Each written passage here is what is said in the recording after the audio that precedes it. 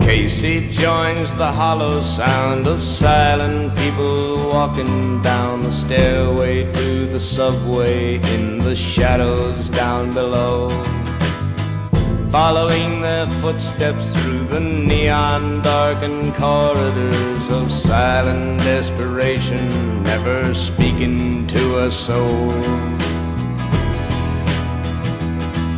The poison air he's breathing has the dirty smell of dying, 'cause it's never seen the sunshine and it's never felt the rain.